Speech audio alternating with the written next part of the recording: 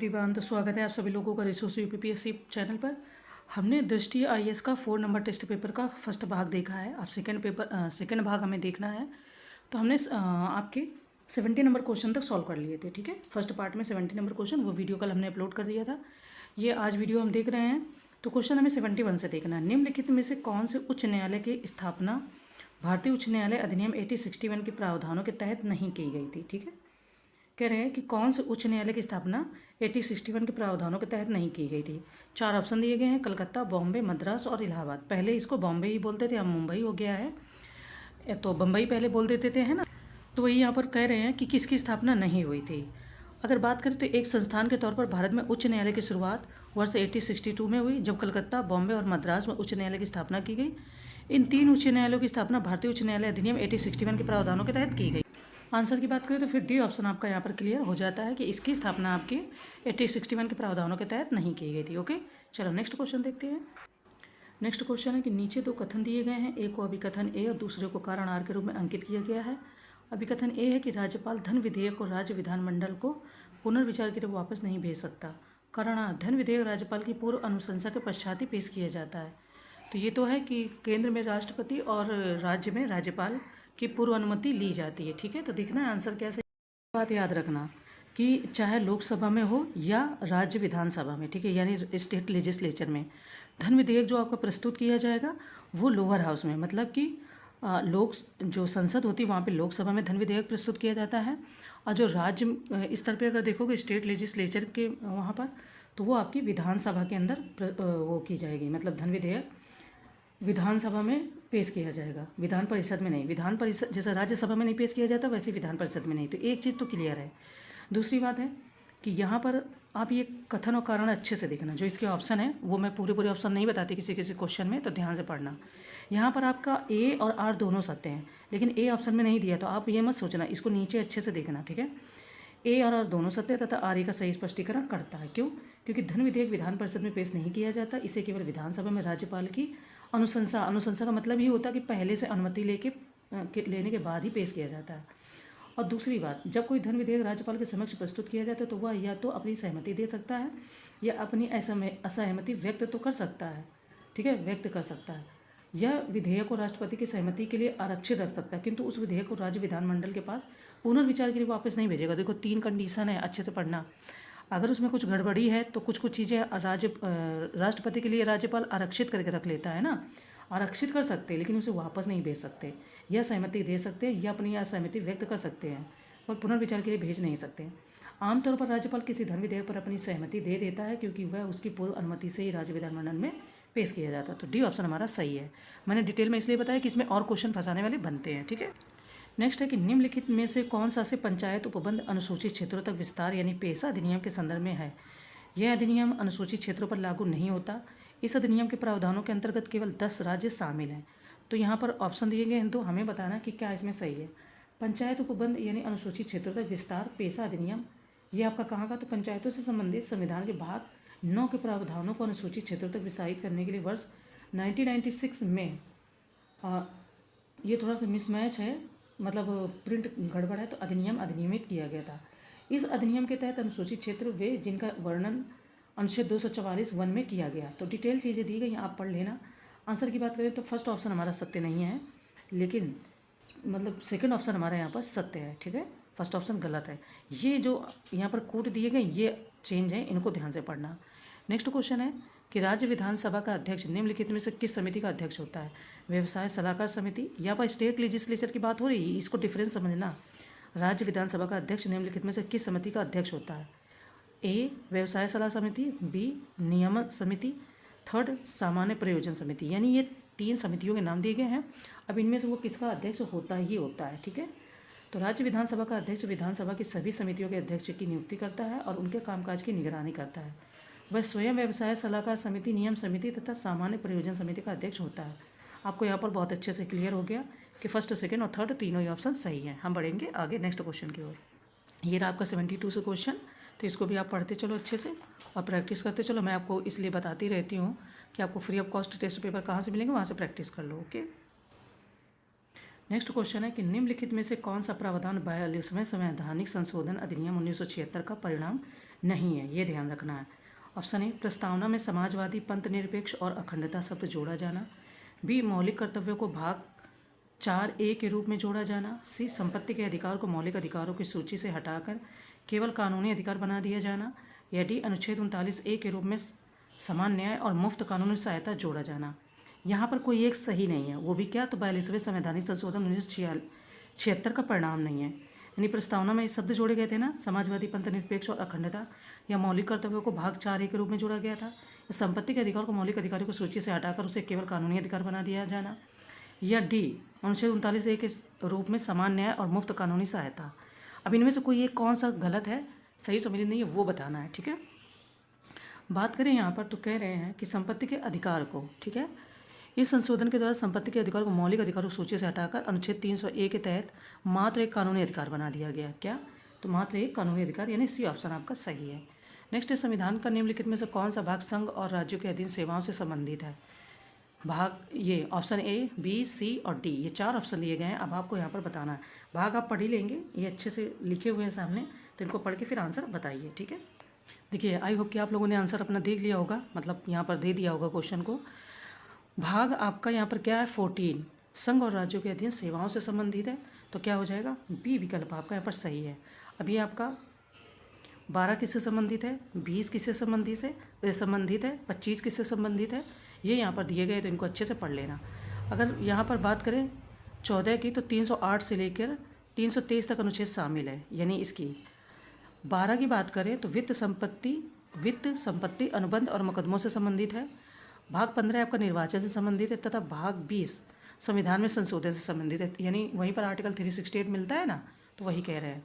Next है कि निम्नलिखित में से कौन सा संवैधानिक निकाय नहीं है। अब देखो बहुत ध्यान से रख देना, भाषाई अल्पसंख्यकों के लिए विशेष अधिकारी, भारत के नियंत्रक लेखा परीक्षक, ठीक है, संघ लोक सेवा आयोग या केंद्रीय सूचना आयोग, सेंट्रल इन्फॉर्मेशन यानी CIC, सेंट्रल इन्फॉर्मेशन कमीशन। ठीक है, अभी हमने CIC या CVC से संबंधित क्वेश्चन इसके आगे पहले उस पार्ट में देखे ही थे। ठीक है, तो अगर बात करें कि यहाँ पे संवैधानिक निकाय नहीं है, तो केंद्रीय सूचना आयोग की स्थापना केंद्र सरकार द्वारा वर्ष 2005 में की गई थी। इसका गठन सूचना का अधिकार अधिनियम 2005 के प्रावधानों के तहत एक आधिकारिक राजपत्र अधिसूचना के माध्यम से किया गया था।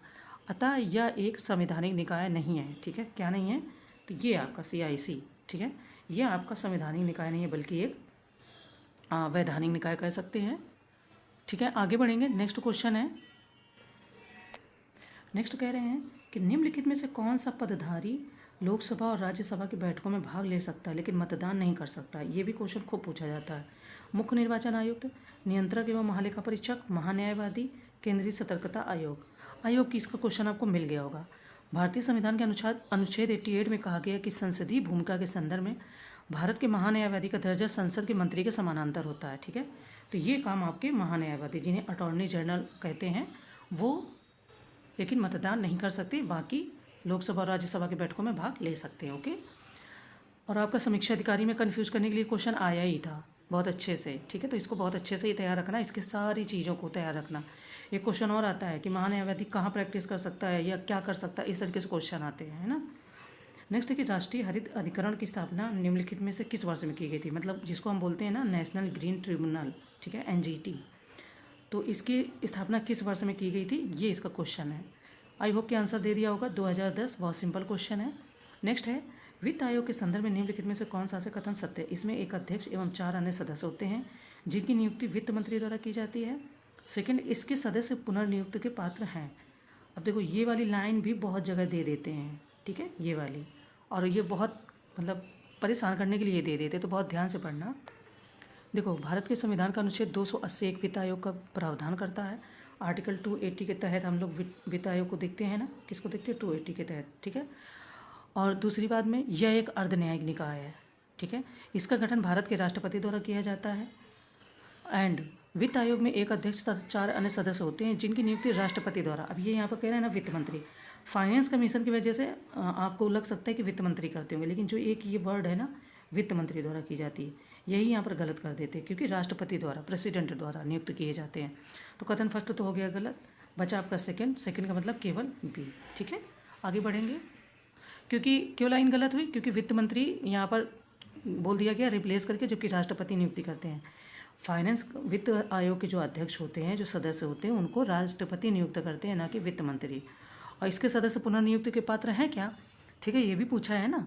तो वे राष्ट्रपति द्वारा अपने आदेश में निर्दिष्ट अवधि के लिए पद पर बने रहते हैं, वे पुनर्नियुक्ति के पात्र होते हैं। तो ये आपका ऑप्शन सही है, ठीक है। चले, हमने 75 से अभी क्वेश्चन को सॉल्व किया है। 76 हो गया, 77 हो गया, 78 हो गया, 79 और 80, ठीक है। आगे बढ़ेंगे।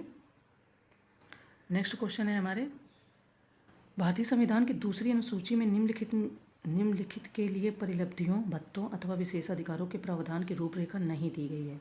तो किसकी नहीं दी गई? राज्यों के राज्यपाल, भारत के नियंत्रक और महालेखा परीक्षक, भारत के महान्यायवादी, लोकसभा अध्यक्ष। इनमें से किसके बारे में नहीं दिया गया? और बहुत सिंपल है और आपको इसको बहुत डिटेल में पढ़ना चाहिए। भारतीय संविधान की दूसरी अनुसूची की बात करें तो कौन कौन से विशेषाधिकारों से संबंधित है? भारत के राष्ट्रपति, राज्यों के राज्यपाल, ठीक है। तो भारत के राष्ट्रपति, राज्यों के राज्यपाल, ये आपका सही है। लोकसभा अध्यक्ष एवं उपाध्यक्ष, ओके, तो ये हो गया लोकसभा अध्यक्ष एवं उपाध्यक्ष। राज्यसभा के सभापति एवं उपसभापति, राज्यों में विधानसभा के अध्यक्ष और उपाध्यक्ष। तो इस तरीके से कौन नहीं है? तो भारत के महान्यायवादी। ये आर्टिकल 2 मतलब अनुसूची 2 के तहत जो इनको सुविधाएं दी जाती है उसमें भारत के महान्यायवादी शामिल नहीं है, ठीक है। कौन? तो अटॉर्नी जनरल ऑफ इंडिया, अभी उनकी बात हम लोगों ने आगे की थी ना, तो वो इसमें शामिल नहीं है। तो ये भी आप अच्छे से तैयार कर लो। नेक्स्ट है, निम्नलिखित में से कौन सी भाषा भारतीय संविधान की 8वीं अनुसूची से संबंधित है? हिंदी, मणिपुरी, मिजो, अंग्रेजी, ओके। ये कौन सी संबंधित है? यहाँ पर ऑप्शन दिए गए हैं। सबसे पहली बात, मणिपुरी आपके संबंधित है। अब आपको अगर गेस करना है कि कौन से संबंधित नहीं है, अंग्रेजी नहीं संबंधित है, मणिपुरी संबंधित है, ऐसे कैसे क्वेश्चन निकालो, मतलब आंसर निकालोगे अगर आपको नहीं पता हिंदी संबंधित है कि नहीं, मिजो संबंधित है कि नहीं। तो पहली बात, जिसमें 4 दिया गया, ये नहीं होगा, ये नहीं होगा, ओके। यहाँ तक पहुँच गए। अब कौन हो सकता है? तो हिंदी और ये 3 है, जबकि मणिपुरी संबंधित है, तो इसमें 2 तो दिया नहीं, तो ये भी नहीं होगा। तो बचा क्या? ए, करेक्ट हो गया। मणिपुरी अभी उसमें है भारतीय संविधान की 8वीं सूची में, बट अंग्रेजी उसमें नहीं है, ठीक है। हिंदी भी है आपकी, ओके। चलें आगे बढ़ें। हालांकि ऐसे ऑप्शन देते नहीं है इस समय एग्जाम, वो मतलब आयोग नहीं दे रहा है, आयोग बहुत होशियारी कर रहा है, ठीक है। होशियारी मतलब होशियार तो है ही, तो इसलिए तो, लेकिन अगर ऐसे क्वेश्चन आते तो आप पहले वैसे ही जान लो कि अगर जो चीज़ नहीं है तो वो ऑप्शन ही कट कर दो, वहाँ पर आंसर निकल आएगा इजीली। मौलिक अधिकारों में राज्य शब्द का अर्थ है, ठीक है, संघ सरकार, राज्य विधानमंडल, सभी स्थानीय प्राधिकारी या सभी वैधानिक और गैर वैधानिक प्राधिकरण। ये यहाँ पर ऑप्शन दिए हैं, इनको ध्यान से देखना, ठीक है। राज्य शब्द का यहाँ पे वाइडर मतलब है, बड़े में मतलब है, छोटे से मतलब नहीं होगा, ठीक है। संघ सरकार, राज्य के तहत राज्य शब्द का प्रयोग मौलिक अधिकारों से संबंधित विभिन्न प्रावधानों में किया गया, इसलिए भारत के संविधान के अनुच्छेद 12 ने भाग 3 के प्रयोजनों के लिए इस शब्द को परिभाषित किया। पहले हम राज्य का मतलब केवल स्टेट समझते थे, लेकिन ऐसा नहीं है, जब डीप में पढ़ोगे तो अच्छे से और क्लियर हो जाएगी। तो यहाँ पर आपका डी ऑप्शन सही हो जाएगा, यानी इन चारों में राज्य विधानमंडल भी राज्य, सभी स्थानीय प्राधिकारी भी राज्य, चपरासी है वो भी राज्य के अंतर्गत आएगा, ठीक है। चलो आगे बढ़ते हैं। कह रहे हैं कि भारतीय संविधान का कौन सा अनुच्छेद राज्य के नीति निर्देशक सिद्धांतों यानी डीपीएसपी में उदारवादी एवं बौद्धिक सिद्धांतों से संबंधित है, ठीक है। 51, 44, 48A या उपरोक्त सभी उदारवादी एवं बौद्धिक सिद्धांतों से संबंधित ये कह रहे हैं, ठीक है। Principles in the directive intellectual, ठीक है, लिबरल एंड इंटेलेक्चुअल। तो उपरोक्त सभी कह रहे हैं। देखो 51 में क्या है आपके डीपीएसपी में, तो 44 तो आपको पता है भारत के राज्य क्षेत्र में नागरिकों के लिए समान नागरिक संहिता, ठीक है, यानी यूसीसी जिसको बोलते हैं। तो इन चारों को डिटेल में आपको पता ही होगा। आंसर हमारा यहाँ पर डी ऑप्शन हो जाएगा कि सही है। आगे बढ़ना होगा हम लोगों को।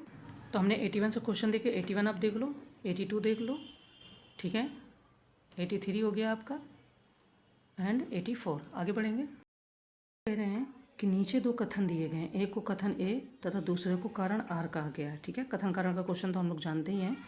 सर्वोच्च न्यायालय तथा उच्च न्यायालय के सेवानिवृत्त न्यायाधीश सर्वोच्च न्यायालय के न्यायाधीश के रूप में कार्य कर सकते हैं।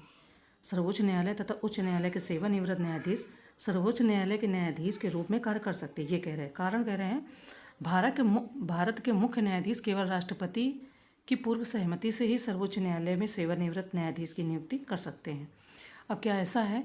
तो ये हमारे मतलब ये हमें क्वेश्चन के तरीके दे दिए गए। कूट आप पढ़ लेना, हमें पहले इसका आंसर देखना होगा कि क्या इसका आंसर हो सकता है, क्या वाकई में ये बात सही है। तो देखो, किसी भी समय भारत के मुख्य न्यायाधीश यानी सीजेआई, जिन्हें चीफ जस्टिस ऑफ इंडिया बोला जाता है, सर्वोच्च न्यायालय के सेवानिवृत्त न्यायाधीश अथवा उच्च न्यायालय के सेवानिवृत्त न्यायाधीश जो सर्वोच्च न्यायालय के न्यायाधीश के रूप में नियुक्ति के लिए योग्य हैं से न्यायाधीश के रूप में कार्य करने का अनुरोध कर सकते हैं। अस्थायी अवधि के लिए उच्चतम न्यायालय सीजेआई ऐसा केवल राष्ट्रपति की पूर्व सहमति से ही कर सकते हैं और ऐसा न्यायाधीश ऐसे भत्तों को प्राप्त करता है जो राष्ट्रपति निर्धारित कर सकता है।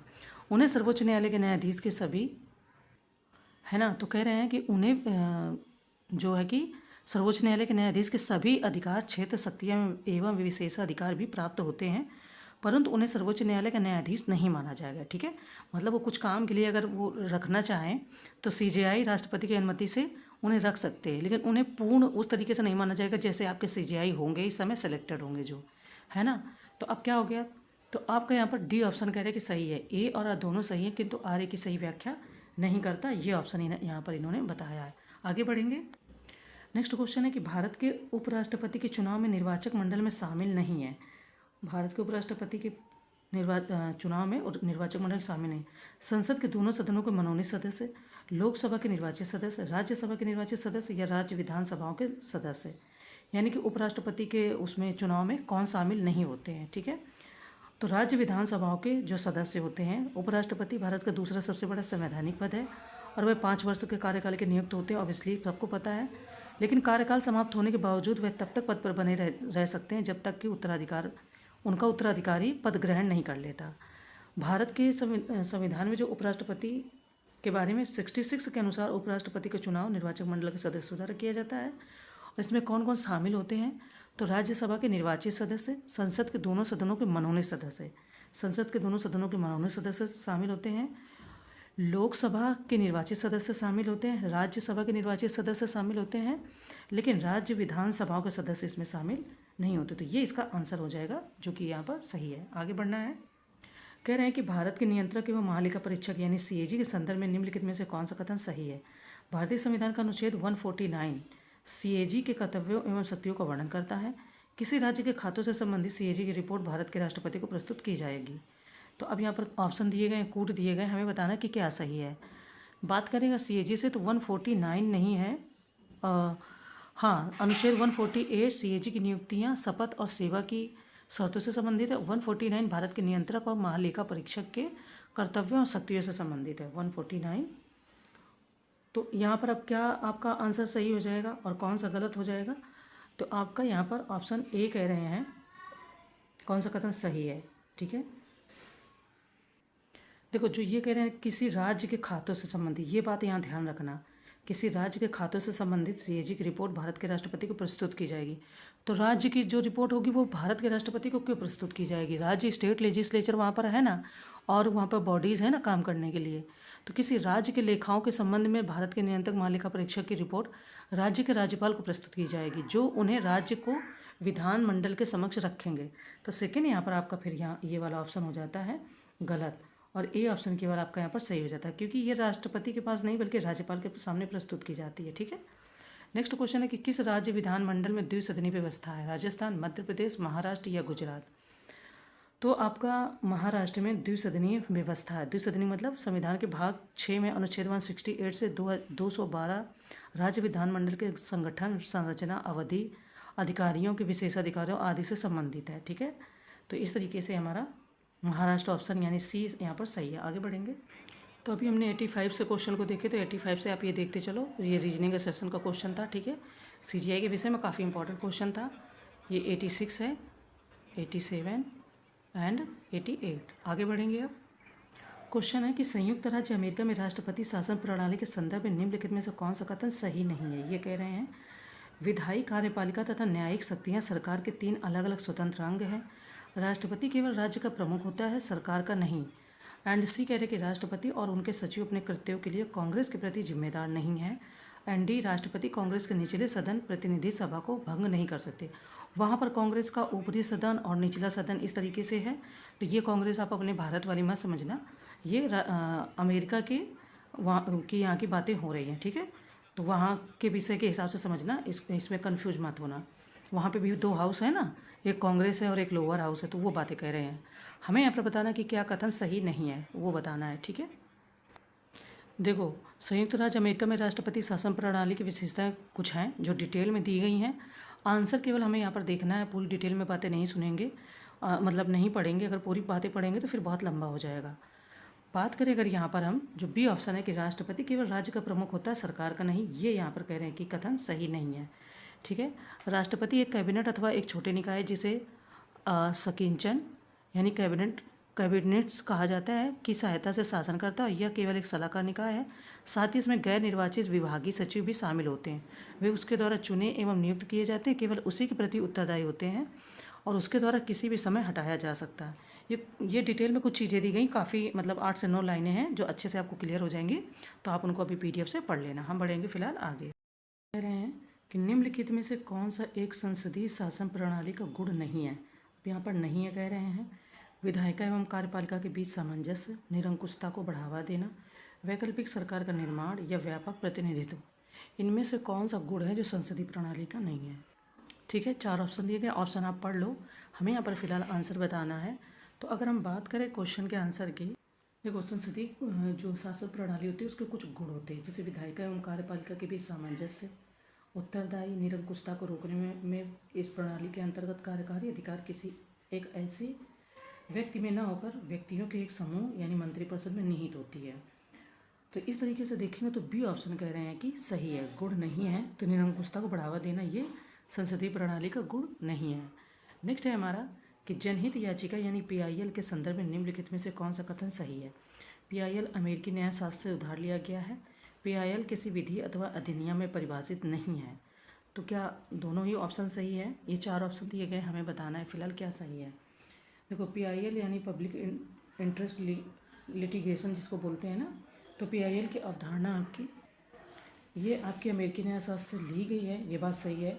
इसका अर्थ है कि प्रदूषण, आतंकवाद, सड़क सुरक्षा तथा निर्माण संबंधी खतरों इत्यादि जैसे सार्वजनिक हित की सुरक्षा के लिए न्यायालय में दायर मुकदमा तथा कोई भी मामला जहां बड़े पैमाने पर जनता के हित प्रभावित होते हों, ठीक है, तो उसका निवारण न्यायालय में जनहित याचिका के द्वारा किया जा सकता है। तो फर्स्ट ऑप्शन तो हमारा यहाँ पर फिलहाल सही है और सेकेंड भी आपका सही है, तो डी ऑप्शन यहाँ पर सही हो जाएगा, यानी कि फर्स्ट और सेकेंड दोनों ही। आगे बढ़ना है, कह रहे हैं कि वैज्ञानिक मनोवृत्ति मानवतावाद तथा अन्वेषण एवं सुधार की भावना को विकसित करने का उल्लेख किया गया है।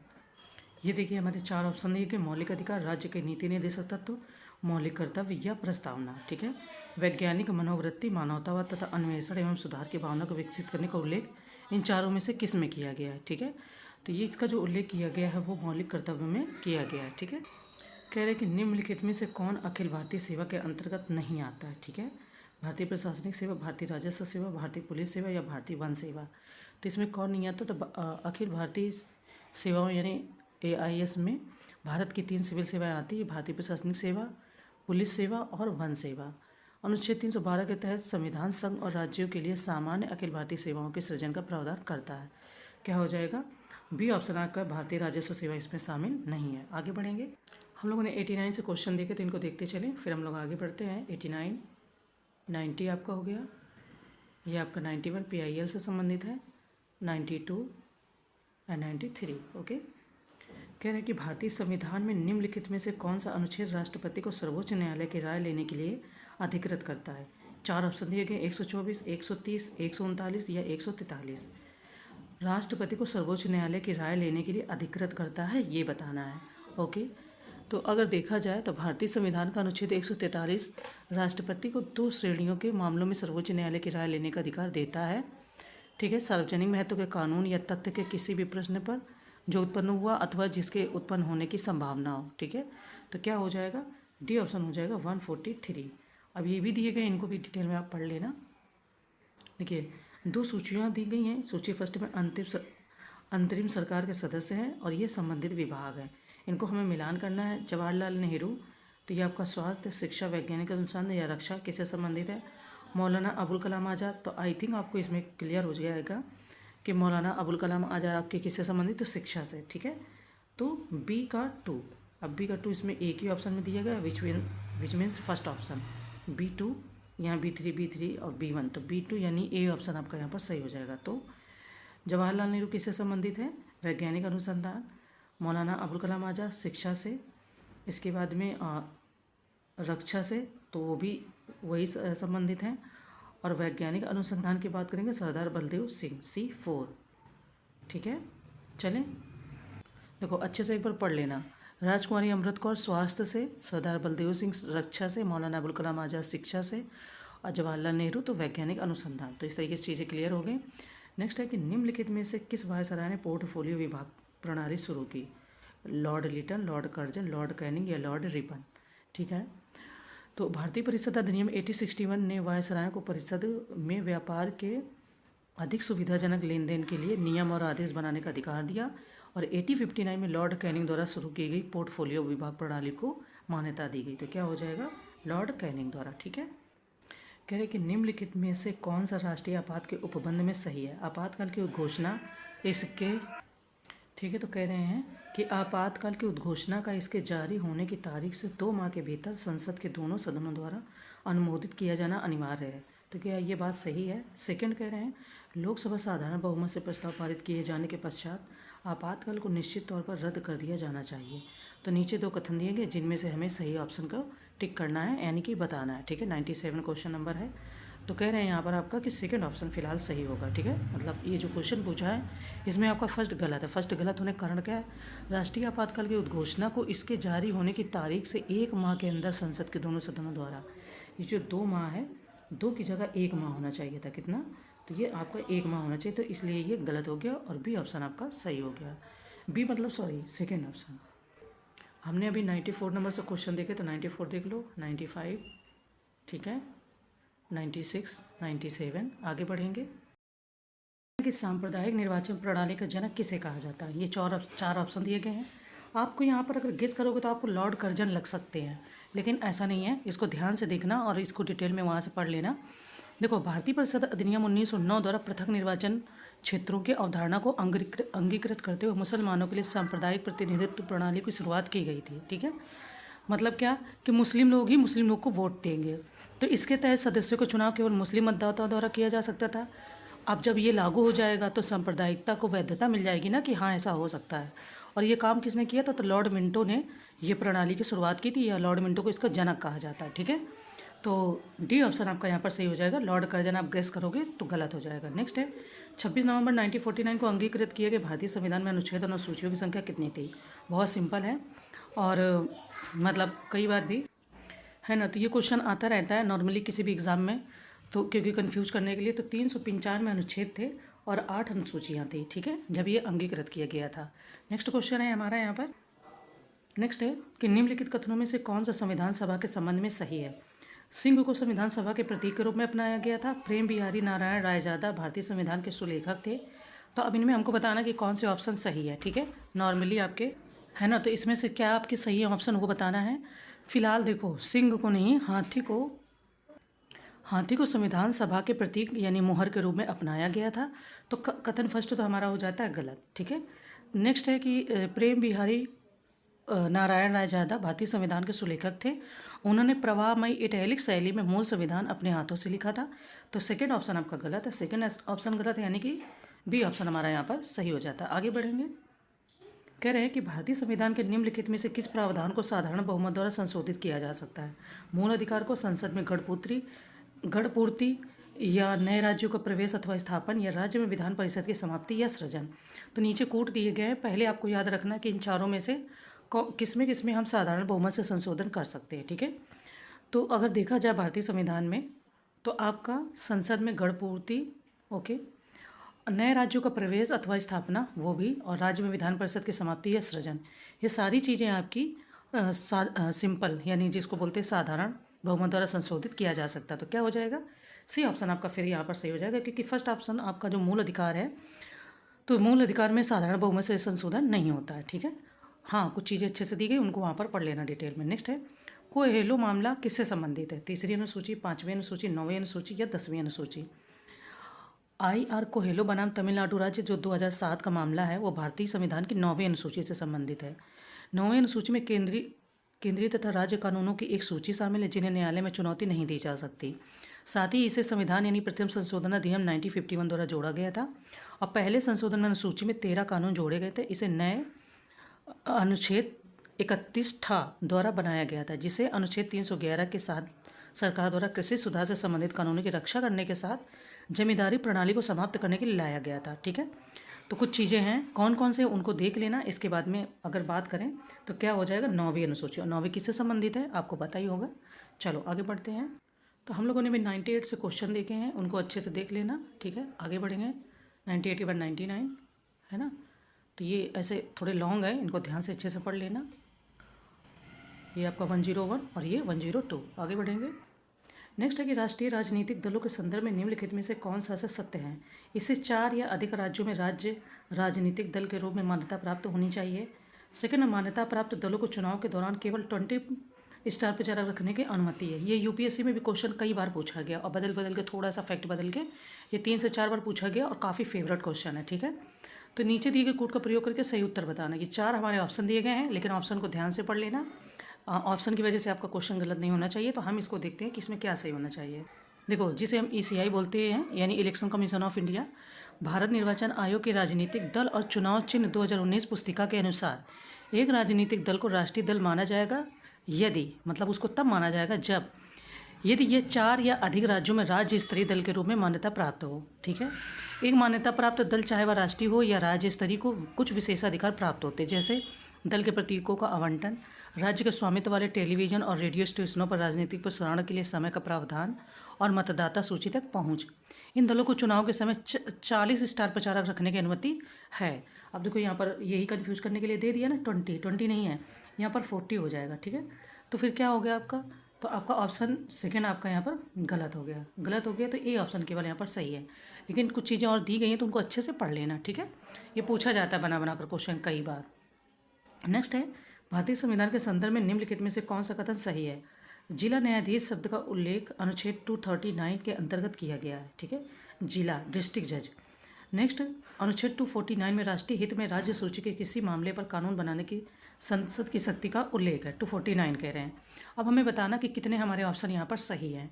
दोनों ऑप्शन सही हैं या एक सही है या एक भी नहीं सही है। ठीक है, भारतीय संविधान के अनुच्छेद 233 जिला न्यायाधीशों की नियुक्ति से संबंधित है। किसी भी राज्य में जिला न्यायाधीशों की नियुक्ति, उनकी पोस्टिंग और पदोन्नति राज्य के राज्यपाल द्वारा ऐसे राज्य के संबंध में क्षेत्राधिकार का प्रयोग करने वाले उच्च न्यायालय के परामर्श से की जाएगी। तो फर्स्ट हमारा गलत हो गया क्योंकि ये गलत दिया है। नेक्स्ट, 249 संसद को राज्य सूची के मामलों पर भी कानून बनाने का अधिकार देता है, बशर्ते राज्यसभा में उपस्थित और मतदान करने वाले सदस्यों में से कम 2/3 सदस्य यह घोषणा करते हुए एक प्रस्ताव पारित करें कि राष्ट्रीय हित में ऐसा कानून आवश्यक है। अब आप सोच रहे होंगे राज्यसभा में क्यों? क्योंकि राज्यों के ज़्यादातर प्रतिनिधि राज्यसभा में जाते हैं ना चुन के, तो इसीलिए उसे राज्यों की प्रतिनिधि सभा या सभा कह देते हैं ना, तो इसलिए राज्यसभा में उपस्थित और मतदान करने वाले सदस्यों में से कम 2/3, ठीक है, 2/3 सदस्य हस्ताक्षर करें या बताएं कि ये कानून आप बना दीजिए, जरूरी है, राष्ट्रीय हित में जरूरी है। ठीक है, तो इसलिए सेकंड ऑप्शन हमारा यहाँ पर गलत है। सेकंड का मतलब डी ऑप्शन आपका यहाँ पर गलत सही हो जाएगा। फर्स्ट ऑप्शन आपका गलत है। ठीक है, देखो मैं भी क्या बोलने लगी जल्दी जल्दी में। ठीक है, तो ध्यान रखना, ये आर्टिकल के हिसाब से फर्स्ट ऑप्शन हमारा गलत हो गया, सेकंड हमारा सही है 249 के तहत। ठीक है, नेक्स्ट है, भारतीय संविधान के निम्नलिखित में से किस अनुच्छेद में मणिपुर राज्य के संबंध में एक विशेष प्रावधान का उल्लेख है। अब ये 4 ऑप्शन दिए गए हैं। अनुच्छेद 371A, 371B, 371C, 371D, ABC से डिफाइन किया गया है। तो अगर बात मतलब देखा जाए क्वेश्चन को, 371A तो ये आपका नागालैंड के लिए है, 371B तो ये आपका जो है असम के लिए है, 371C मणिपुर और 371D आंध्र प्रदेश। यहाँ पर मणिपुर के बारे में बात ही कर रहे हैं, तो प्रावधान का उल्लेख है, तो 371C में प्रावधान का उल्लेख है। ओके, नेक्स्ट है कि निम्नलिखित में से कौन सा संविधान सभा की समिति अध्यक्ष सुमेलित नहीं है। प्रक्रिया संबंधी नियम डॉक्टर राजेंद्र प्रसाद, मौलिक अधिकारों पर उप समिति JB कृपलानी, संघ संविधान JB मावलंकर एंड प्रांतीय संविधान वल्लभ भाई पटेल। अब यहाँ पर कौन सही सुमेलित नहीं पहले देख लो। प्रक्रिया संबंधी जो नियम वाली समिति वो राजेंद्र प्रसाद सही है, मौलिक अधिकारों पर उप समिति JB कृपलानी सही है आपकी, संघ संविधान ये JB मावलंकर जी नहीं होंगे बल्कि यहाँ पर JL नेहरू जी हो जाएंगे। क्या हो जाएंगे? जवाहरलाल नेहरू। ठीक है, तो सी ऑप्शन ही हमारा यहाँ पर सही सुमेलित नहीं है। आगे बढ़ेंगे। फिलहाल कह रहे हैं कि अधिकरणों से संबंधित संवैधानिक अनुच्छेद निम्नलिखित में से किस अधिनियम के माध्यम से जोड़े गए थे। अधिकरणों मतलब ट्रिब्यूनल से। ठीक है, ए 42वां संविधान संशोधन अधिनियम 1976, 44वां 1978, 61वां 1988 या 86वां 2002 किससे संबंधित है? तो ट्रिब्यूनल यानी अधिकरण एक अर्धन्यायिक संस्था है जो प्रशासनिक या कर संबंधी विवादों को सुलझाने जैसी समस्या से निपटने के लिए स्थापित की गई थी। और ये किसके द्वारा, कौन से अधिकरण द्वारा, कौन से संशोधन द्वारा स्थापित की गई थी? तो ये 42वें संविधान संशोधन द्वारा स्थापित की गई थी। ओके, आगे बढ़ेंगे। अभी हमने 103 से क्वेश्चन देखे हैं, तो इनको आप देखते चलो साथ में, फिर हम आगे बढ़ेंगे। ठीक है, चलो। कि लोकपाल संस्था का सृजन करने वाला पहला देश था नॉर्वे, स्वीडन, न्यूजीलैंड या यूनाइटेड किंगडम। सबसे पहली बात, लोकपाल और लोकायुक्त के बारे में भारत के विषय में भी काफ़ी पूछते हैं क्वेश्चन, और सबसे पहला देश कौन था जिसने इसको लागू किया, तो वो भी बहुत पूछते हैं। ठीक है, लोकपाल और लोकायुक्त अधिनियम 2013 में केंद्रीय स्तर पर लोकपाल और राज्यों के लिए लोकायुक्त की स्थापना का प्रावधान है। ये संस्था बिना किसी संवैधानिक स्थिति के वैधानिक निकाय है। और वर्ष 1809 में सबसे पहले स्वीडन द्वारा लोकपाल संस्था की स्थापना की गई थी। तो क्या हो जाएगा? स्वीडन आपका सही हो जाएगा। और ये कब की गई थी? तो 1809 में के आसपास। ठीक है, आगे बढ़ेंगे। नेक्स्ट है SR बम्बई बनाम भारत संघ मामला 1994 में दिया गया ऐतिहासिक निर्णय संबंधित है राष्ट्रपति शासन से, मूलभूत संरचना से, यौन उत्पीड़न से या आरक्षण से। ठीक है, SR बम्बई मामला है आपका। देखिए, जो SR बम्बई मामला है वो SR बम्बई बनाम भारत संघ मामले में सर्वोच्च न्यायालय की 9 न्यायाधीश की पीठ ने राष्ट्रपति शासन की घोषणा की रूपरेखा को परिभाषित करने के लिए संविधान के अनुच्छेद 356 की व्याख्या की। और अनुच्छेद 356 में राज्यों में संवैधानिक तंत्र की विफलता के मामले से संबंधित प्रावधान शामिल है, जिसमें राष्ट्रपति शासन लगाने का प्रावधान भी शामिल है। तो क्या हो जाएगा? राष्ट्रपति शासन से संबंधित है। ठीक है, नेक्स्ट है कि निम्नलिखित में से कौन सा भारतीय संविधान का अनुच्छेद या प्रावधान सुमेलित नहीं है? ये ध्यान रखना। अनुच्छेद 108 कुछ मामलों में दोनों सदनों की संयुक्त बैठक, अनुच्छेद 110 धन विधेयक, अनुच्छेद 112 वार्षिक वित्तीय विवरण, एंड अनुच्छेद 122 संसद में प्रयुक्त भाषा। तो अब इसमें से कौन सा सही सुमेलित नहीं है? आपको कुछ आइडिया लग रहा होगा। अनुच्छेद 120 का ये वाला है ना, ये गलत है, क्योंकि 122 नहीं, 120 के तहत संसद में जो प्रयुक्त भाषा है या प्रयुक्त की जाने वाली भाषा है उसके बारे में जो वर्णन है वो 120 के तहत है, ना कि 122। तो यही गलत है और यही सही सम्मिलित नहीं है। ठीक है, एक संयुक्त लोक सेवा आयोग सृजित किया जा सकता है या सृजित हो सकता है राष्ट्रपति के आदेश द्वारा, राज्यसभा के एक संकल्प द्वारा, संसद के अधिनियम द्वारा या संबंधित राज्य विधानमंडलों के एक संकल्प द्वारा। ठीक है, तो ये 2-3 काम हैं जो हो सकते हैं। वो कैसे हो सकते हैं? तो एक संयुक्त लोक सेवा आयोग का सृजन किया जा सकता है। भारतीय संविधान के अनुच्छेद 315 के अनुसार 2 या 2 से अधिक राज्य इस बात पर सहमत हो सकते हैं कि राज्यों के उस समूह के लिए एक लोक सेवा आयोग होगा। ऐसे समझौते का प्रस्ताव संबंधित राज्य विधानमंडलों के प्रत्येक सदन द्वारा पारित किया जाएगा। तभी संसद कानून द्वारा संयुक्त राज्य लोक सेवा आयोग यानी JSPSC की नियुक्ति का प्रावधान कर सकती है। आपको लग सकता है कि संबंधित राज्य विधानमंडलों के एक संकल्प द्वारा ये तो पारित करेंगे, लेकिन संसद के अधिनियम द्वारा। ठीक है, किसके द्वारा सृजित हो सकता है? तो संसद के अधिनियम द्वारा। इसलिए कन्फ्यूजन मत रखना। ठीक है, नेक्स्ट है कि विनाशकारी राज्यों का अविनाशी संघ किसके लिए सत्य है? संयुक्त राज्य अमेरिका, स्विट्जरलैंड, भारत या ऑस्ट्रेलिया? विनाशकारी राज्यों। ठीक है, ध्यान से देखना। तो ये आपका किसके लिए कह रहे हैं? संघ 2 प्रकार के होते हैं। एकता बनाए रखने वाले संघ, इसके तहत संपूर्ण इकाइयों को विविधता को समायोजित करने के लिए विभिन्न घटकों के साथ की भी शक्तियाँ साझा की जा सकती है। आमतौर पर केंद्रीय सत्ता के पास अधिक शक्तियाँ होंगी। अगर बात करें तो भारत और स्पेन, बेल्जियम। तो यहाँ पर क्या सही हो जाएगा? C। ठीक है, नेक्स्ट कह रहे हैं और इसी के उल्टे अमेरिका के लिए कुछ कहा जाता है। वो क्या कहा जाता है कि संघ शब्द का प्रयोग दर्शाता है कि राज्यों के पास भारत से अलग होने का अधिकार अथवा स्वतंत्रता नहीं है और भारतीय राज्य उनके बीच किसी भी प्रकार के समझौते का परिणाम नहीं है, इसलिए सी ऑप्शन सही है। ठीक है, और एकजुट होने वाले संघ एक बड़ी इकाई का निर्माण करने के लिए कई स्वतंत्र राज्य एक साथ आते हैं। एकता बनाए रखने वाले संघों की तुलना में इन प्रकार के राज्यों को अधिक स्वायत्तता, उन्हें ज़्यादा पावर दी जाती है, क्योंकि वो कभी भी अलग हो सकते हैं। तो और इसके एग्जाम्पल कौन से थे? संयुक्त राज्य अमेरिका, ऑस्ट्रेलिया, स्विट्जरलैंड। यानी कि विनाशकारी राज्यों का अविनाशी संघ है भारत, और अमेरिका के लिए एकजुट होने वाले समझौते का परिणाम है। ठीक है, ऐसे डिफरेंस समझ सकते हैं। नेक्स्ट है, निम्नलिखित में से कौन संघीय कार्यपालिका का हिस्सा नहीं है? उपराष्ट्रपति, प्रधानमंत्री, महान्यायवादी, नियंत्रक और महालेखा परीक्षक। ठीक है, which one of following is not included in union executive? ठीक है, संघीय कार्यपालिका तो संघीय कार्यपालिका का हिस्सा कौन नहीं है? संविधान के भाग 5 में अनुच्छेद 52 से 78 तक संघीय कार्यपालिका से संबंधित है और संघीय कार्यपालिका के अंतर्गत राष्ट्रपति, उपराष्ट्रपति, प्रधानमंत्री, मंत्रिपरिषद और भारत के महान्यायवादी आते हैं। तो नियंत्रक और महालेखा परीक्षक इसमें नहीं सम्मिलित है। नेक्स्ट है हमारा क्वेश्चन, कह रहे हैं कि संसदीय कार्यवाही के साधनों के संदर्भ में निम्नलिखित को सही क्रम में व्यवस्थित कीजिए। शून्यकाल, प्रश्नकाल, प्रस्ताव, आधे घंटे की चर्चा। तो इनको क्रम से व्यवस्थित करना है। पहले क्या आएगा आपका? अच्छा, इसके वो दिए गए होंगे कूट, तो ये यहाँ पर कूट दिए गए। अब कूट में क्या सही होगा? तो देखो, सबसे पहले क्या आएगा? प्रश्नकाल, फिर आपका आएगा शून्यकाल, ठीक है, सेकेंड फर्स्ट है, फिर आपका आएगा प्रस्ताव। तो बी ऑप्शन आपका यहाँ पर सही हो जाएगा, ठीक है। फिलहाल ये वाले क्वेश्चन आप देखते चलिए 108 से 108, 109, 110, 111, 112 और 113, ठीक है। आगे बढ़ते हैं। कह रहे हैं कि निम्नलिखित कथनों में से कौन सा धन विधेयक के संदर्भ में सही नहीं है, ठीक है। इसमें किसी भी कर का अधिरोपण, समाप्ति, छूट, परिवर्तन अथवा विनियमन शामिल नहीं होता। किसमें? धन विधेयक कह रहे हैं। इसमें भारत की संचित निधि से धन का विनियोग शामिल है।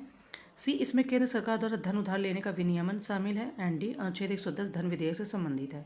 अभी इतने जो 4 फैक्ट दिए गए, इनमें से कौन सा सही नहीं है वो हमें फिलहाल बताना है। ध्यान से अच्छे से आप देखो। पहले देखो, भारतीय संविधान का अनुच्छेद 110 धन विधेयक से संबंधित है। कोई विधेयक धन विधेयक है अथवा नहीं, इसके लिए तो आपको पता है कि कुछ प्रावधान है। भारत में किसी विधेयक का धन विधेयक के रूप में निर्धारण करने वाला प्रावधान, काफ़ी सारी चीज़ें उसमें शामिल है। इसमें किसी भी कर का अधिरोपण, समाप्ति, छूट, परिवर्तन अथवा विनियमन शामिल है। इन्होंने क्या कहा है कि विनियमन शामिल नहीं है। तो क्या ऑप्शन सही नहीं है? तो ए ऑप्शन आपका यहाँ पर गलत हो जाता है। बाकी कुछ चीज़ें दी हैं डिटेल में, उनको पढ़ लेना। नेक्स्ट हमारा क्वेश्चन है कि निम्नलिखित कथनों में से कौन सा भारत के संविधान में उल्लिखित भाषाओं के संबंध में सही है? बोडो संविधान की 8वीं अनुसूची में उल्लिखित एक मान्यता प्राप्त भाषा है, ठीक है। प्रथम राजभाषा आयोग के अध्यक्ष बीजी खेर थे। तो नीचे दिए गए कोड से हमें सही उत्तर बताना, क्या वाकई में बीजी खेर जी थे, ठीक है। तो बोडो संविधान की तो कन्फर्म है कि पहला वाला तो बिल्कुल सही है। सेकंड, भारतीय संविधान के अनुच्छेद 344 के अनुसार डॉक्टर राजेंद्र प्रसाद ने 7 जून 1955 मतलब 1955 को बीजी खेर की अध्यक्षता में प्रथम राजभाषा आयोग का गठन किया था। तो सेकंड भी आपका सही है। तो मतलब कौन से ऑप्शन सही हैं? तो सी सही है, यानी कि पहला और दूसरा दोनों ही सत्य हैं।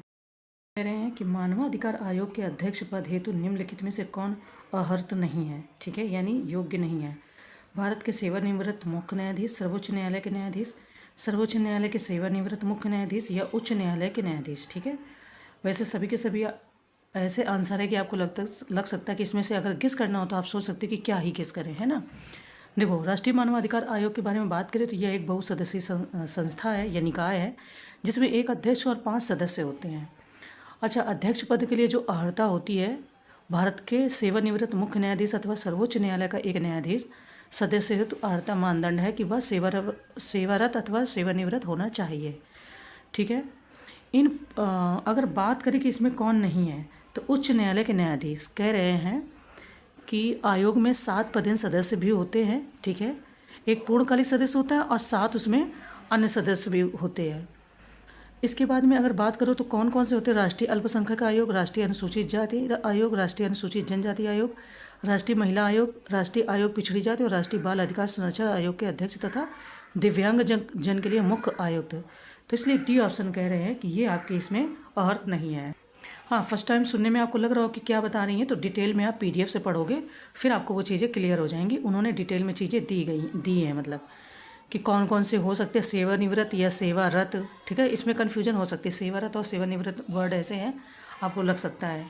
नेक्स्ट, राज्य मानवाधिकार आयोग निम्नलिखित में से किसमें उल्लिखित विषयों के संबंध में मानवाधिकारों के उल्लंघन की जांच कर सकता है? राज्य सूची, समवर्ती सूची या संघ सूची। मतलब इनमें से किसी में भी मानवाधिकारों का उल्लंघन होता है तो किसमें काम कर सकता है? क्या इन तीनों में या किसी एक या दो में, ठीक है। तो राज्य मानवाधिकार केवल संविधान की 7वीं अनुसूची की राज्य सूची, सूची सेकंड और समवर्ती सूची की सूची 3rd में उल्लिखित विषयों के संबंध में मानवाधिकारों के उल्लंघन की जांच कर सकता है, ठीक है। तो क्या क्या हो जाएगा? फर्स्ट और सेकंड, थर्ड आपका नहीं, ठीक है। आगे बढ़ेंगे। तो हमने अभी 115 से क्वेश्चन को देखा है, तो इनको आप देखते चलें, फिर हम आगे नेक्स्ट क्वेश्चन देखते हैं, ठीक है। चलिए, कह रहे हैं कि निम्नलिखित कथनों में से कौन सा संथानम समिति के संबंध में सही नहीं है? संथानम समिति, इसका गठन वर्ष 1962 में एक भ्रष्टाचार रोधी समिति के रूप में किया गया था। इसका उद्देश्य सभी सार्वजनिक निजी विभागों में हेराफेरी या अव्यवस्था का पता लगाना और उसकी उसकी उसका रोकथाम करना या उसकी रोकथाम करना। सी, इसने दंडिक न्याय प्रणाली में सुधार की सिफारिश की। एनडी, सरकार के साथ फरेब करने वाले किसी भी लोक सेवक को दंडित किया जा सकता है। तो इन चारों में से कोई एक काम है जो ये नहीं करती है, तो वही हमें बताना है यहाँ पर, ठीक है। देखो, कह रहे हैं कि लाल बहादुर शास्त्री ने वर्ष 1962 में भ्रष्टाचार विरोधी समिति के रूप में संथानम समिति का गठन किया था, ठीक है। इस समिति का उद्देश्य सभी सार्वजनिक निजी विभागों में हेराफेरी या अव्यवस्था का पता लगाना और उसकी रोकथाम करना, ये जो कह रहे हैं, और उसकी रोकथाम। अतः विकल्प बी आपका सही है, ठीक है। तो ये इसका काम नहीं था। नेक्स्ट है कि निम्नलिखित में कौन केंद्रीय सतर्कता आयोग से संपर्क कर सकता है? लोकपाल, केंद्र सरकार, विजिल ब्लोअर, या नीचे दिए गए कोर्स से सही उत्तर हमें बताना है, ठीक है। तो कौन इसमें मतलब संपर्क कर सकते हैं, किससे? तो केंद्रीय सतर्कता आयोग से, ठीक है। केंद्रीय सतर्कता आयोग कार्यकारी प्राधिकारी के नियंत्रण से मुक्त शीर्ष सतर्कता संस्थान है और ये केंद्र सरकार के तहत सभी सतर्कता गतिविधियों का अनुवीक्षण करता है और केंद्र सरकार के संगठनों में विभिन्न प्राधिकरणों को उनके सतर्कता कार्य की योजना बनाने, मतलब वही सब चीज़ें सलाह देता है, सुधार करने में, इस सब चीज़ें में काम करता है। अगर इसमें कोई नहीं कर सकता तो वो कौन? तो उपयुक्त सभी। करें कि आयोग से संपर्क कर सकते हैं, तो उपयुक्त सभी यानी कि फर्स्ट, सेकेंड और थर्ड तीनों ही इसमें संपर्क कर सकते हैं, ठीक है। नेक्स्ट हमारा क्वेश्चन है कि नीचे दो कथन दिए गए, एक को अभिकथन है और दूसरे को कारण आर कहा गया है। सीबीआई को अपनी शक्तियां दिल्ली विशेष पुलिस स्थापना अधिनियम 1946 से प्राप्त है। कारण आर, सीबीआई कोई वैधानिक निकाय नहीं है। तो अब कथन और कारण की हमें जांच करके बताना है कि क्या सही है। भ्रष्टाचार की रोकथाम पर संथानम समिति, जो अभी हमने बात की, 1960 से 64 के द्वारा सीबीआई की स्थापना की सिफारिश की गई थी। सीबीआई की स्थापना वर्ष 1963 में गृह मंत्रालय के एक प्रस्ताव द्वारा की गई थी, ठीक है। तो हाँ, बाद में इसे कार्मिक मंत्रालय में स्थानांतरित भी कर दिया गया, ये याद रखना। स्थापना तो की गई थी गृह मंत्रालय के एक प्रस्ताव द्वारा, बाद में इसे कार्मिक मंत्रालय में स्थानांतरित कर दिया गया और अब इसे संलग्न कार्यालय का दर्जा प्राप्त है।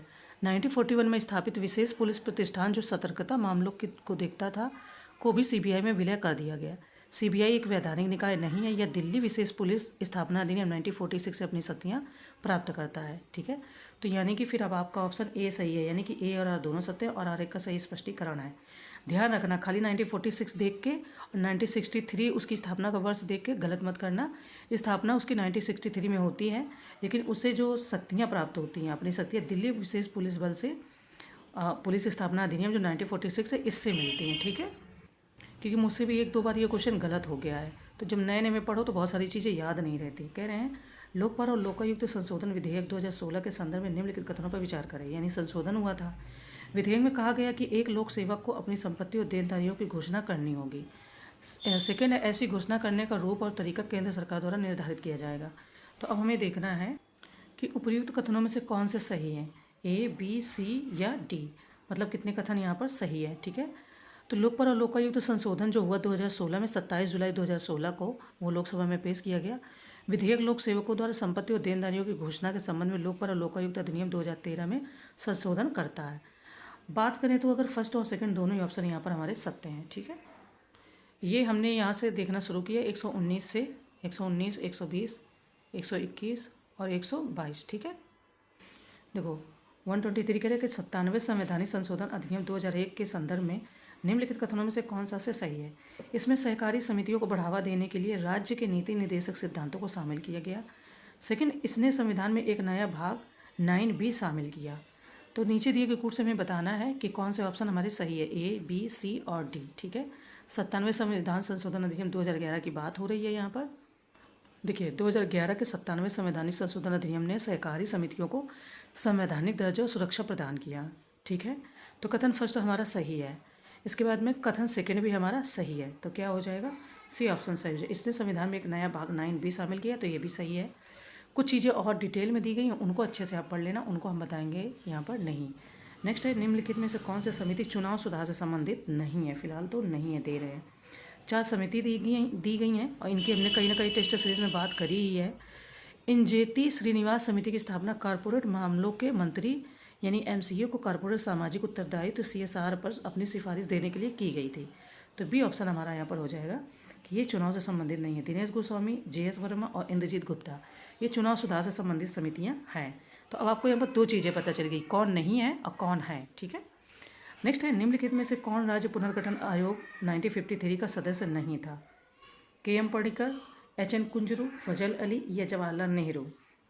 तो जो राज्य पुनर्गठन आयोग था ना, उसमें कुछ सदस्य थे, वही पूछ रहे हैं यहाँ पर कि कौन कौन से नहीं थे। ठीक है, तो दिसंबर 1953 में भारत सरकार ने फजल अली की अध्यक्षता में 3 सदस्यीय राज्य पुनर्गठन आयोग का गठन किया, जिसे फजल अली आयोग के नाम से भी जाना जाता है। इसके जो सदस्य थे वो KM पर्रिकर तथा HN कुंजरू थे। कौन नहीं था? तो जवाहरलाल नेहरू नहीं थे। फजल अली थे, ये भी थे, ये भी थे, और डी ऑप्शन यानी कि जवाहरलाल नेहरू जी नहीं थे। नेक्स्ट है, निम्नलिखित राज्यों पर विचार कीजिए तथा उन्हें उनके निर्माण के सही कालानुक्रमिक में व्यवस्थित कीजिए। नागालैंड, महाराष्ट्र, उत्तराखंड, हरियाणा।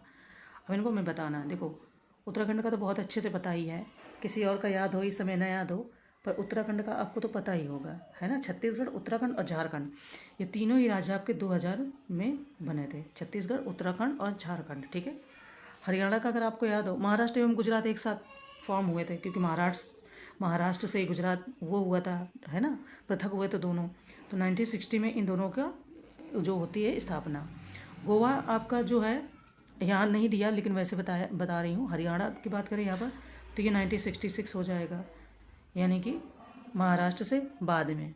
नागालैंड की बात करोगे तो 1963। ठीक है, तो आपका क्या ऑप्शन हो जाएगा? ए ऑप्शन सही हो जाएगा।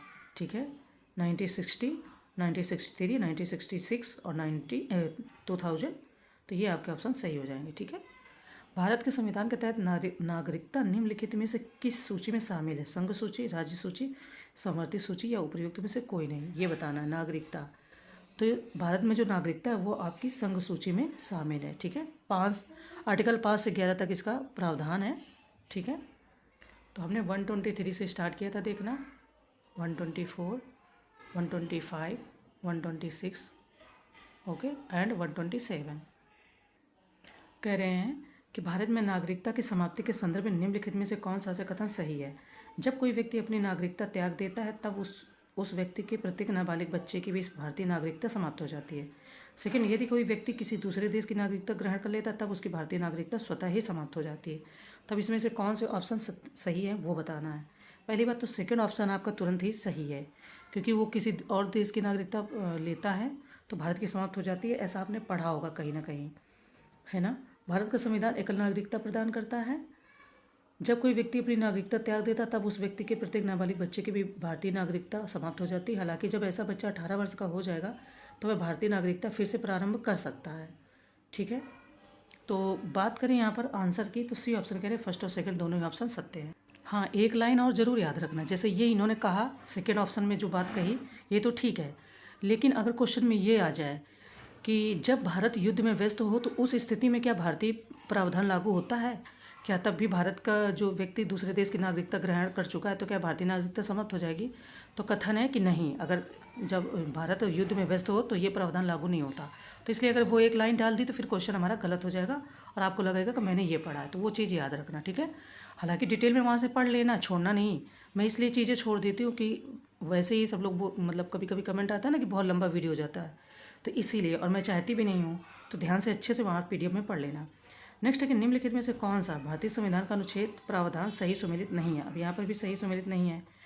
अनुच्छेद 54 राष्ट्रपति का चुनाव, 55 राष्ट्रपति की चुनाव प्रक्रिया, 56 राष्ट्रपति का कार्यकाल एंड 57 राष्ट्रपति के रूप में चुनाव के लिए योग्यता। अब इसमें से कौन सा सही सुमेलित नहीं है ये यहाँ पर पूछ रहे हैं या कह रहे हैं। ठीक है, तो हमें बताना है कौन सा सही सुमेलित नहीं है। बात करें यहाँ पर तो डी जो ऑप्शन है कि 57 नहीं होगा, यहाँ पर 58 हो जाएगा। क्या हो जाएगा? आर्टिकल 58 में राष्ट्रपति के रूप में निर्वाचन के जो योग्यता हैं वो डिसाइड है, ना कि 57। तो इसलिए ये नहीं होगा, बल्कि ये हो जाएगा। ठीक है, 58। नेक्स्ट है संपत्ति का अधिकार एक संवैधानिक अधिकार है। अनुच्छेद 303, अनुच्छेद 300A, अनुच्छेद 350B या अनुच्छेद 301। ठीक है, तो नॉर्मली सबको पता है ये 300A में है। ठीक है, 300A में भारतीय संविधान के अनुच्छेद 31 के तहत संपत्ति का अधिकार मौलिक अधिकार था, आपको पता है, लेकिन वर्ष 1978 में 44वां संविधान संशोधन के साथ ये मौलिक अधिकार नहीं रह गया है। ठीक है, अब ये कहाँ है? तो ये आपका आर्टिकल 300A में रखा, मतलब आपका है। ठीक है, आगे बढ़े। कह रहे कि निम्नलिखित में से किसने राज्य के नीति निर्देशक सिद्धांतों डीपीएसपी को भारतीय संविधान की अनूठी विशेषताओं के रूप में वर्णित किया है। 4 ऑप्शन दिए गए हैं, आपने कहीं ना कहीं नाम सुने ही होंगे। तो अनूठी विशेषताओं के रूप में वर्णित किया डीपीएसपी को, तो डॉक्टर BR अम्बेडकर जी ने ऐसा कहा है। ठीक है, आगे बढ़ेंगे। कह रहे कि निम्नलिखित में से राज्य के नीति निर्देशक सिद्धांतों में से कौन सा गांधीवादी सिद्धांत पर आधारित नहीं है। आपको पता है वहाँ पर कुछ जो डीपीएसपी हैं आपके नीति निर्देशक सिद्धांत हैं वो गांधीवादी उसमें सिद्धांत पर आधारित है। तो कौन नहीं है, तो कह रहे राज्य की सार्वजनिक सेवा में न्यायपालिका को कार्यपालिका से अलग करना, ये उसमें सम्मिलित नहीं है। ठीक है, तो ये 128 से देख लो, फिर हम लोग आगे बढ़ेंगे। 128, 129, 130, 131, 132। ठीक है, नेक्स्ट है कि जिला सूचना प्रणाली कार्यक्रम किसके द्वारा शुरू किया गया था। 4 ऑप्शन दिए गए हैं, राष्ट्रीय विकास परिषद, सूचना प्रौद्योगिकी प्रशासनिक सुधार एवं लोक सेवा शिकायत विभाग या राष्ट्रीय सूचना विज्ञान केंद्र।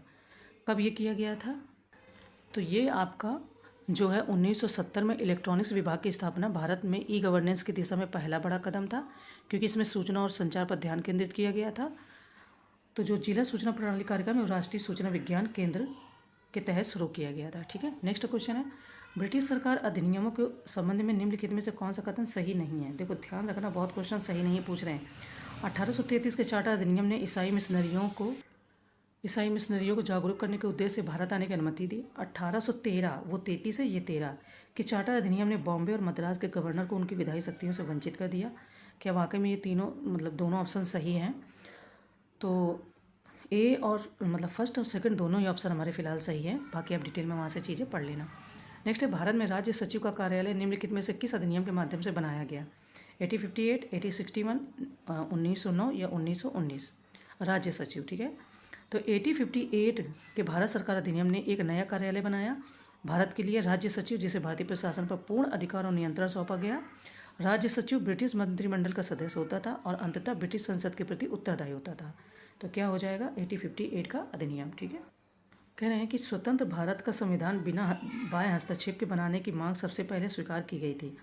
दूसरा गोलमेज सम्मेलन, अगस्त प्रस्ताव, क्रिप्स प्रस्ताव या कैबिनेट मिशन, इन सब में से कब। तो वर्ष 1938 में भारतीय राष्ट्रीय कांग्रेस की ओर से जवाहरलाल नेहरू ने घोषणा की कि स्वतंत्र भारत का संविधान बिना बाह्य हस्तक्षेप के वयस्क मताधिकार के आधार पर चुनी गई संविधान सभा द्वारा बनाया जाना चाहिए। तो कब, अगस्त प्रस्ताव में, यानी ऑप्शन बी हमारा सही है। कह रहे कि उद्देश्य प्रस्ताव कब अपनाया गया। 26 नवंबर 1946, 22 जनवरी 1947, 26 जनवरी 1947 या 22 जुलाई 1947 को। ठीक है, तो ये 22 जनवरी 1947 को संविधान सभा द्वारा सर्वसम्मति से अपनाया गया था। क्या, तो उद्देश्य प्रस्ताव। ठीक है, जिसे ऑब्जेक्टिव रेजोल्यूशन भी कहते हैं। निम्नलिखित में से कौन सा देश प्रत्यक्ष लोकतंत्र के सबसे विस्तृत स्वरूप का पालन करता है।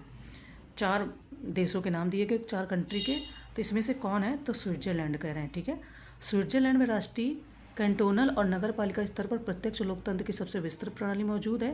तो यहाँ पर विकल्प सी कह सही है। जनमत संग्रह, जिसे रेफरेंडम बोलते हैं, पहल और वापस बुलाना। ठीक है, रेफरेंडम और रिकॉल्स, बाकी कुछ चीज़ें डिटेल में दी, उनको आप पढ़ लेना। तो ये क्वेश्चन हमारे यहाँ से आप देखते चलो, बाकी हम बढ़ते हैं आगे। ठीक है, क्वेश्चन कह रहे हैं यहाँ पर कि भारतीय संघवाद को सहकारी संघवाद किसने कहा है। ठीक है, ऑप्शन है आइवर जेनिंग्स, न्यायमूर्ति फजल अली, केसी वेयर या ग्रैनविले ऑस्टिन। ठीक है, या ग्रैनविल ऑस्टिन ऐसे करके बोलते हैं। तो ये 4 ऑप्शन दिए गए, आपको बताना है कि भारतीय संघवाद को सहकारी संघवाद किसने कहा था। तो ये वक्तव्य वाले क्वेश्चन आते रहते हैं। देखो, ग्रैनविल ऑस्टिन ने भारतीय संघवाद को सहकारी संघवाद कहा है। वह अमेरिकी इतिहासकार थे और उन्होंने भारतीय संविधान को सबसे पहले और सबसे महत्वपूर्ण एक सामाजिक दस्तावेज भी बताया। तो क्या हो जाएगा, डी ऑप्शन हमारा सही है यहाँ पर। ठीक है, नेक्स्ट है निम्नलिखित में से कौन सी भारत में संसदीय शासन प्रणाली की विशेषता। ये क्वेश्चन आपका PYQ में देखा होगा, कई बार आया हुआ है। ठीक है, ए संसद की संप्रभुता, विधायिका के प्रति कार्यपालिका के सामूहिक उत्तरदायित्व, नाम मात्र और वास्तविक अधिकारियों की उपस्थिति एवं संसद का आवधिक विघटन। संसदीय शासन प्रणाली की विशेषता है। ठीक है, 4 ऑप्शन दिए गए हैं, आपको बताना इसमें से कौन सी है। 140 क्वेश्चन नंबर है आपका। तो देखो, भारत में संसदीय शासन प्रणाली की अगर बात करें यहाँ पर, तो आपका विधायिका के प्रति कार्यपालिका की सामूहिक उत्तरदायित्व और नाम मात्र और वास्तविक अधिकारियों की उपस्थिति। ठीक है, बी ऑप्शन आपका सही हो जाएगा, यानी कि 4 संसद का आवधिक विघटन और संसद की संप्रभुता, ये आपके दोनों नहीं है। तो इसको अच्छे से तैयार कर लेना। ये क्वेश्चन आपका कई बार आया हुआ है और कई सारे एग्जाम में कई बार आयोग ने पूछा है। राज्य लोक सेवा आयोग के अध्यक्ष को हटाया जा सकता है, संसद, राज्यपाल, राष्ट्रपति या राज्य विधानमंडल द्वारा। ठीक है, नियुक्ति और हटाने में थोड़ा सा डिफरेंस कभी कभी होता है क्वेश्चन में, तो ध्यान से पढ़ना। लेकिन राज्य लोक सेवा आयोग के अध्यक्ष या किसी अन्य सदस्य को केवल भारत के राष्ट्रपति के आदेश से उनके पद से हटाया जा सकता है, ये ध्यान रखना। राज्य के राज्यपाल, अध्यक्ष और किसी भी अन्य सदस्य को उनके पद से हटा देंगे जिसके लिए उच्चतम न्यायालय से परामर्श लिया गया। तो कन्फ्यूज मत होना, यहाँ पर क्या हो जाएगा, राष्ट्रपति। ठीक है, मतलब कई बार हो जाता है, कन्फ्यूजन होती है और क्वेश्चन भी गलत हो जाता है, तो सी ऑप्शन है कि राष्ट्रपति। नेक्स्ट है, उच्च न्यायालय के न्यायाधीशों की नियुक्ति किसके द्वारा की जाती है? राज्य के राज्यपाल, भारत के राष्ट्रपति, भारत के मुख्य न्यायाधीश या संबंधित उच्च न्यायालय के मुख्य न्यायाधीश द्वारा। यहाँ पर न्यायाधीशों की नियुक्ति उच्च न्यायालय की पूछ रहे हैं। ठीक है, हाई कोर्ट की। तो उच्च न्यायालय के जो न्यायाधीशों की नियुक्ति होती है वो राष्ट्रपति द्वारा की जाती है, और मुख्य न्यायाधीश की नियुक्ति भारत के मुख्य न्यायाधीश और संबंधित राज्य के राज्यपाल के परामर्श के बाद राष्ट्रपति द्वारा की जाती है। ठीक है, तो क्या हो जाएगा, बी ऑप्शन, भारत के राष्ट्रपति। नेक्स्ट है, निम्नलिखित में से कौन सी समिति केंद्र राज्य संबंधों से संबंधित है? ठीक है, ए, बी, सी और डी। डी में यानी कि उपर्युक्त सभी 3 समिति हैं, तो ये तीनों ही संबंधित है क्या? तो वर्ष 1969 में तमिलनाडु सरकार यानी डीएमके ने केंद्र राज्य संबंधों के पूरे प्रश्न की जांच करने और राज्यों को अत्यधिक स्वायत्तता सुरक्षित करने के लिए संविधान में संशोधन को सुझाव देने के लिए डॉक्टर वीपी राजमन्नार की अध्यक्षता में एक 3 सदस्यीय समिति गठित की थी। ठीक है, तो क्या हो जाएगा आपका, राजमन्नार, फिर इसके बाद में सरकारिया और फिर आपका पुंछी। तो 143 का डी ऑप्शन यानी कि उपर्युक्त सभी। ठीक है, नेक्स्ट है, विधानसभा के सदस्य की योग्यता मानदंड के संदर्भ में निम्नलिखित में से कौन सा कथन सही है? विधानसभा के लिए निर्वाचित होने वाले व्यक्ति को संबंधित राज्य के विधानसभा निर्वाचन क्षेत्र का निर्वाचक होना चाहिए। यदि वह उनके लिए आरक्षित सीट पर चुनाव लड़ना चाहता तो उसे अनुसूचित जाति या अनुसूचित जनजाति का सदस्य होना चाहिए। क्या ये दोनों बातें सही है? तो अगर बात करें तो संसद ने जन प्रतिनिधित्व अधिनियम 1951 में निम्नलिखित योग्यताएं निर्धारित की हैं। ठीक है, जिनके तहत फर्स्ट ऑप्शन आपका यहाँ पर सही है। तो दोनों कथन पढ़ने के बाद में यहाँ ऑप्शन अच्छे से पहले देख लो। ए में केवल 1, बी में दोनों दे दिया, फर्स्ट और सेकंड, सी में केवल 2 और डी में ना तो फर्स्ट ना ही सेकंड। तो बी ऑप्शन सही है, यानी फर्स्ट और सेकंड दोनों ही ऑप्शन सही है। कह रहे हैं भारत में स्थानीय स्वशासन के जनक के रूप में किसे जाना जाता है? Lord Ripon, Lord Lytton, Lord Warren Hastings या लॉर्ड मेयो। ठीक है, स्थानीय स्वशासन के बारे में, स्थानीय स्वशासन, सॉरी स्वशासन नहीं, स्वशासन। ठीक है, तो लॉर्ड रिपन कह रहे हैं कि वर्ष 1688 में भारत में पहला नगर निगम मद्रास में स्थापित किया गया। वर्ष 1726 में बम्बई और कलकत्ता में नगर निगम स्थापित किए गए। तो लॉर्ड रिपन के वर्ष 1882 के प्रस्ताव को स्थानीय स्वशासन का मैग्ना कार्टा कहा गया है। उन्हें भारत में स्थानीय स्वशासन का जनक कहा जाता है। ठीक है, नेक्स्ट है, सीबीआई का गठन किया गया 1953 में, 1958 में, 1963 में या 1966 में। ठीक है, तो भ्रष्टाचार निवारण पर संथानम समिति 1962-64 द्वारा सीबीआई की स्थापना की सिफारिश की गई। सीबीआई कोई वैधानिक संस्था नहीं है, इसका गठन 1963 में हुआ था और ये अपनी शक्तियाँ दिल्ली विशेष पुलिस बल, अभी हमने क्वेश्चन देखा था तो आई थिंक आपको रिकॉल हो गया होगा। ठीक है, नेक्स्ट, विधान परिषद में मनोनीत सदस्य किस क्षेत्र से चुने जाते हैं? साहित्य, सहकारिता आंदोलन, समाज सेवा या उपरोक्त सभी। इसको भी आप जब पढ़ते होंगे आइडिया लग गया होगा, डी उपरोक्त सभी से। ठीक है, नेक्स्ट, 73वें संविधान संशोधन अधिनियम में अनिवार्य प्रावधानों की संख्या है, अनिवार्य प्रावधानों की कितनी? 10, 11, 12 या 13 है। ठीक है, तो एक गांव या गांव के समूह में ग्राम सभा का गठन होता है, मतलब वहाँ डिटेल में व्याख्या दी गई है। आंसर की बात करें तो 11 है। ठीक है, कितने? 11 है। कह रहे हैं भारत के पहले लोकपाल थे पिनाकी चंद्र घोष, एस.वाई. कुरैशी, रंजन गोगोई या उपरोक्त में से कोई नहीं। ये भी क्वेश्चन काफ़ी इंपॉर्टेंट है। तो कौन हो जाएंगे? पिनाकी चंद्र घोष। उच्च न्यायालयों के न्यायाधीशों के वेतन और भत्ते होते हैं ए, बी, सी और डी।